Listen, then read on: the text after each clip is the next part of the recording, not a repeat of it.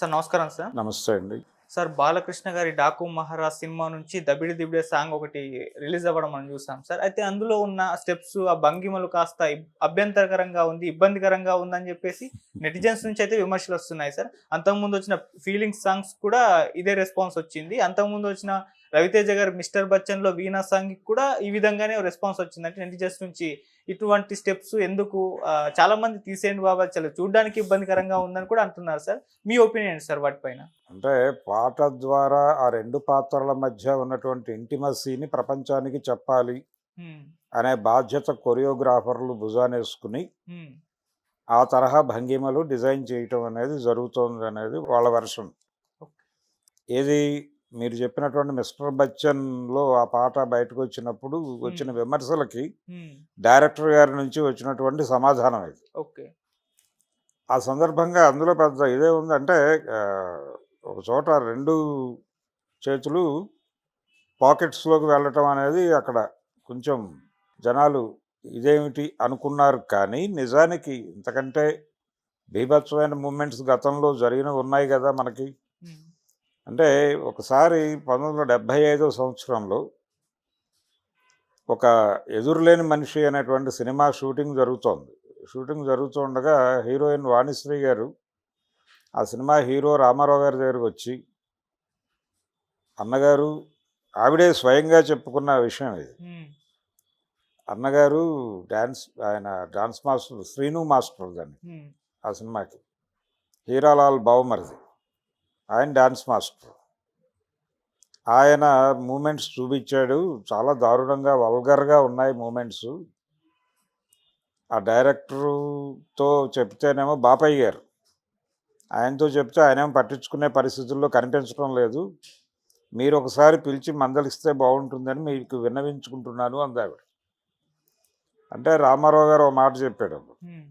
"అమ్మా, ఇది ఈ తరం అభిరుచట. వారు చెప్తున్నారు. ఈ తరం అభిరుచి ఇదా కాదా అనేది నాకు తెలీదు. ఓకే. మీకు తెలిసేమో నాకు తెలీదు. హ్మ్. కాబట్టి వారు ఈ తరం వాళ్ళు. ఈ జనరేషన్ ప్రొడ్యూసరు, డైరెక్టరు. అశ్వనీదత్ కుర్రాడు అప్పుడు 23 ఏళ్ళు ఉంటాయి గట్టిగా. హ్మ్. సో, వాళ్ళు ఈ జనరేషన్ కాబట్టి వాళ్ళు చెప్పింది నమ్మటం తప్ప మనం చేయగలిగింది ఏమీ లేదు. హ్మ్.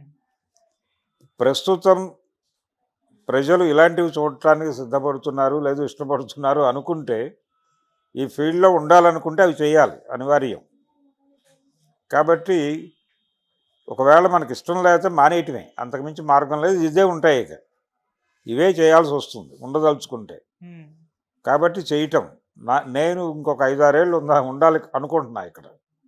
సో, ఈ 5, 6 ఏళ్ళు వాళ్ళు ఎలా చెప్తే అలా చేసి వెళ్ళిపోదామని ఫిక్స్ అయ్యి ఉన్నాను. అందుకని నేను అభ్యంతరం చెప్పదలుచుకోలేదు వాళ్ళకి. హ్మ్. నీకు ఈ సినిమాకి ఆల్రెడీ కమిట్ అయ్యావు. చాలా వరకు టాకీ పార్ట్ అయిపోయింది కాబట్టి, ఇది కొనసాగించి భవిష్యత్తు ఇక్కడ ఉండాలా వద్దా అనేది డెసిషన్ తీసుకో అని మళ్ళీ పడుకున్నట్టాయన. దాంతో ఈయనే ఇలా అన్నాడంటే పరిస్థితి ఏమిటి అని భయమేసి ఆ రోజు నుంచి నెమ్మదిగా ప్రాజెక్టులు తగ్గించుకుంటూ ఆవిడ రిటైర్మెంట్ ప్లాన్ చేసుకుంది. హ్మ్. ఇది ఆవిడే స్వయంగా చెప్పుకున్నటువంటి విషయం. ఓకే. సో, ఈ డ్యాన్స్‌లో వల్గర్ మూవ్‌మెంట్స్ అనే కార్యక్రమం 75 నుంచి నడుస్తోంది. అంతకు ముందు కూడా ఇలాంటి విమర్శలున్నాయి కొన్ని డాన్స్ మూవ్‌మెంట్స్ మీద. హ్మ్. అలాగే 'అడవి రాముడులో' జయప్రద, రామారావు గారి కాంబినేషన్‌లో వచ్చిన 'ఆరేసుకోబోయి పారేసుకున్నారు' మీద విమర్శలున్నాయి. విమర్శలు ఏంటి, ఓపెన్‌గా మాట్లాడారు జనాలందరూ. ఏమిటి గందరగోళం? పైగా ఆయనతో అలాంటివి చేయించడం ఏమిటి అని మాట్లాడారు. దీనికి ఇంకొక రేంజ్‌కి వెళ్ళి, ఇంకొక అడుగు ముందుకేసి 'యమగోళ' సినిమాలో ఆ 'చిలక్కొట్టుడు కొడితే' అనేటువంటి పాటలో జయప్రదతో ఆయనకి ఏర్పాటు చేసినటువంటి మూవ్‌మెంట్స్ చాలా ఇబ్బంది పెట్టినాయి జనాల్ని. అంటే జయప్రద గారే డాన్స్ మాస్టర్ దగ్గరికి వెళ్ళి, నాతో రిహార్సల్స్ చేయించి ఒకే టేక్‌లో ఓకే అయ్యేటట్టుగా చూడండని డాన్స్ మాస్టర్‌ని బతిమాలుకునేటువంటి పరిస్థితి వచ్చిందని ఆవిడే చెప్పుకుంది. హ్మ్. అందులో కొడతాడాయన. కొడతాడు, తంతాడు, రకరకాలుగా నడుస్తుందది. ఇవన్నీ ఆయన అనుకున్నది కాదు. డిజైన్‌లో భాగం. డాన్స్ మాస్టర్ ఏది చెప్తే అది చేసేవాడు ఆయన నిర్మోహమాటంగా. ఓకే. దానిలో రాజీ పడే ప్రసక్తి లేదు. రామారావు గారికి ఒక పద్ధతుంది. హ్మ్. ఆయనేంటంటే తన సినిమాల్లో ఎవరిని వేలు పెట్టనివ్వడు. అవతల వాళ్ళ సినిమాలో ఈయన వేలు పెట్టడు. హ్మ్. అదే ఆయన పాలసీ. అందుకని వాళ్ళు ఏం చెప్పారో అది చేసేస్తాడు. అది ఎనర్జెటిక్గా చేస్తాడు. తన పూర్తి అంకిత భావంతో చేసేస్తాడు అది. అంతవరకే. ఆ తర్వాత వెళ్ళిపోయి తన మానాన్ని తను కూర్చుంటాడు. ఇది ఆయన ధోరణి. ఉమ్, ఆయనతోనే ఆకుచాటు పింద తడిసే చేయించారు కదా తర్వాత. ఆ తర్వాత డ్రైవర్ రౌండ్లో గుగ్గు గుగ్గు గుడిసుంది, వంగమాకు ఇలాంటి పాటల్లో మూమెంట్స్ ఏమిటి? సలీం మాస్టర్ అంటే ఆ రోజుల్లో చక్రవర్తి గారి సంగీతము, సలీం మాస్టర్ డాన్సు, రామారావు గారి స్టెప్పులు, ఇవి కదా సినిమాలను ఊపేసినాయి. వేటూరి గారి పాట, ఈ 4 ఉంటే సినిమాలు ఆడేస్తాయని అని తీసిన సినిమాలు చాలా ఉన్నాయి. ఆటగాడు ఇలాంటివన్నీ అలా వచ్చిన సినిమాలే. సో ఈ వల్గర్ మూమెంట్స్ అనే కార్యక్రమం మనకి చరిత్రలో చాలా కాలంగా ఉన్నవే, కొత్తవేం కాదు. అనేక సినిమాల్లో చూసాం. అంటే ఈస్థెటిక్స్ అనే పేరుతో కూడా ఇలాంటివి ప్రదర్శించిన సందర్భాలు ఉన్నాయి. ఓకే. అంటే నడుముని ఇలా పట్టుకుని వైలంతో అలా టచ్ చేసి ఇది ఈస్థెటిక్స్ అనుకోండి. ఈస్థెటిక్స్ కావచ్చుగాక, అది సౌందర్యాత్మకంగా ఉండొచ్చుగాక. దాన్ని సౌందర్యాత్మకంగా చూడకుండా వల్గర్ మూమెంట్గా చూసిన వాళ్ళు కూడా ఉన్నారు. కానీ ఆడియన్స్ మెచ్చుకున్నారా లేదా అనేది ఇప్పుడు అది ఇందాక మనం చెప్పుకున్నటువంటి పాట, ఉమ్, అది కోకెత్తుకు వెళ్ళింది కొండగాలి అనేటువంటి పాట, ఆరేసుకోబోయి పారేసుకున్నాను పాట, ₹1,00,00,000 పాట అంటారు. అంటే ఆ సినిమా ఆ రోజుల్లో అంటే ఆ పాట నడుస్తూ ఉండగా డబ్బులు వేసేవాళ్ళు జనాలు. ఉమ్, అలాగే రిపీట్ వేయమనేవాళ్ళు. పాట అయిపోయిన తర్వాత మళ్ళీ వేయమనేవాళ్ళు, మళ్ళీ వెనక్కి వెళ్ళి వేసేవాళ్ళు. ఓకే. అన్ని చోట్ల, అన్ని సెంటర్లో, అది సంవత్సరం పాటు ఆడింది ఆ సినిమా. కొన్ని సెంటర్లో అన్ని చోట్ల ఇదే గొడవ, తిప్పి వేయమని. జనాలకు కనెక్ట్ అయింది. దానికి ఎవడేం చేస్తాడు? రాఘవేంద్రరావు గారు కూడా ఆశ్చర్యపోయాడు, ఇదేంటిది మనం ఇది ఏమవుతుందో అనే టెన్షన్తో తీస్తే ఇలా అయిపోయింది ఏమిటి పాట అని.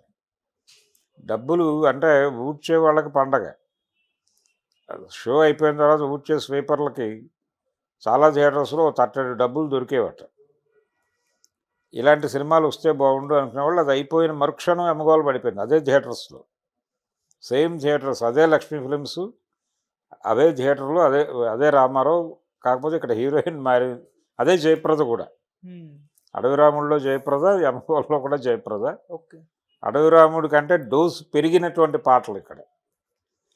ఆ తర్వాత డ్రైవర్ రాముడు, కేడీ నెంబర్ 1, ఈ సినిమాలు అన్నిట్లోనూ అలాంటి మూమెంట్సే ఉంటాయి కదా. సో ఇది పాత సాంప్రదాయమే, ఇదేం కాదు, కొత్తదేం కాదు. తర్వాత ఆ మధ్య జయప్రద గారు ఒక ఇంటర్వ్యూలో జూనియర్ ఎన్టీఆర్ని అడిగారు, అది ఉంది యూట్యూబ్లో చూడొచ్చు. ఉమ్, యమదొంగ సినిమా షూటింగ్ జరుగుతున్నటువంటి రోజులు అవి, అయిపోయింది, రిలీజ్ అయిపోయిన టైం, కొత్త కావచ్చు. ఆవిడ ఒక చిలిపి ప్రశ్న అడిగింది ఎన్టీఆర్, బాబు ఆ పాట వాడారు, అమ్మగోళ్ళలో పాట వాడారు, దానిలో చిలకొట్టుడు కొడితే వాడారు, ఆ ఒరిజినల్ సాంగ్ మీ తాతగారు చేస్తున్నప్పుడు ఆయన పక్కన పేరు నేనే, ఆ కష్టం ఏమిటో నాకు తెలుసు, ఈ సినిమాలో హీరోయిన్ కూడా మీరు ఆ లెవెల్లో వేధించారా అని అడిగింది ఆవిడ ఓపెన్గా. ఉమ్, జయప్రదం అనేటువంటి ప్రోగ్రాంలో ఉంటుంది, అది చూడొచ్చు ఇప్పటికి. అవును. అడిగితే ఆయన చెప్పాడు, లేదులేండి అంత లెవెల్లో లేదు, నేను కూడా తప్పక ఏదో చేశాను దాన్ని మ్యాచ్ చేయటానికి, ఆ మ్యాచ్ చేయడానికి ఏదో కష్టపడ్డాను, కానీ అంత ఆర్గానిక్గా వచ్చిందని నేను అనుకోవడం లేదు అన్నాడు ఆయన ఉమ్, తెలివిగా. ఓహో అంది ఆవిడ, అది పరిస్థితి. అందుచేత అందులో భాగంగానే ఇవన్నీ, దీన్ని ఈస్థెటిక్స్ అనే అన్నాడు ఆయన ఆ రోజున, పాకెట్లో చేతులు పెట్టడం అనేది, దీన్ని బూతుగా చూడొద్దు, ఈస్థెటిక్స్గా చూడండి అనే పద్ధతిలో హరీష్ శంకర్ మాట్లాడాడు. ఆ తర్వాత బాలకృష్ణ మీద ఈ రకమైన మూమెంట్స్ వర్కౌట్ అవుతాయి, మాస్ స్టార్ కాబట్టి అనే ఉద్దేశం ఇప్పుడు డాకు మహారాజ్ పాట మీద జరుగుతున్నటువంటి చర్చల్లో. ఉమ్, ఇప్పుడు కృష్ణ గారు చేసినటువంటి పాటలు, వజ్రాయుధంలో శ్రీదేవితో చేసినటువంటి ఆ బుగ్గం మీద గోరుగిచ్చుడు ఎందబ్బా అనే పాట ఒకటి ఉంటుంది, ఆ పాటలో మూమెంట్స్ అవి కొంచెం ఇబ్బందికరమైన మూమెంట్స్ అయినప్పటికీ అవి సౌందర్యాత్మకంగా ఉన్నాయి అనే పద్ధతిలో చాలామంది మాట్లాడతారు, ఇప్పటికీ దాని మీద డిస్కషన్ ఉంది. ఓకే. ఇలాంటి వాటికి ఒక రకంగా ఆద్యులు తెలుగు సినిమా రంగంలో ఇలాంటి సందర్భాలకి, ఇలాంటి సౌందర్యాత్మకత పేరుతో కొంచెం వల్గర్గా ఉందనే అభిప్రాయం కలిగేలాంటి ఉమ్, పాటల చిత్రీకరణకి ఒక రకంగా కొబ్బరికాయ కొట్టినవాడు కేఎస్ ప్రకాశ్రావు గారు. ప్రకాశ్రావు గారి బాణీని అందిపుచ్చుకుని ముందుకెళ్ళిన వాళ్ళు ఆయన పిల్లలు బాపయ్య గారు అలాగే రాఘవేంద్రరావు గారు వాళ్ళిద్దరు అన్నదమ్ములే. వాళ్ళలో బాపయ్య గారు రామారావు గారిని మొదట ఈ తరహా పాటలకు అలవాటు చేశాడు ఆ సినిమాలో, ఎదురులేని మనిషి సినిమాలో. ఆ తర్వాత రాఘవేంద్రరావు గారు కొనసాగించాడు. బాపయ్య గారు కూడా తర్వాత సినిమాలు చేశాడు ఆయనతో, రామారావు గారితో. ఆ సినిమాల్లో కూడా ఈ ధోరణి కనిపిస్తుంది. కాబట్టి ఇది ఒక సాంప్రదాయంలో భాగంగానే చేస్తున్నారు. ప్రజలు చూస్తున్నారు కూడా. ప్రజలు చూడటం మానేస్తే వాళ్ళు తీయటం మానేస్తారు. యాజ్ సింపుల్ యాజ్ దట్, అంతే. Okay sir. Thank you so much sir. Thank you.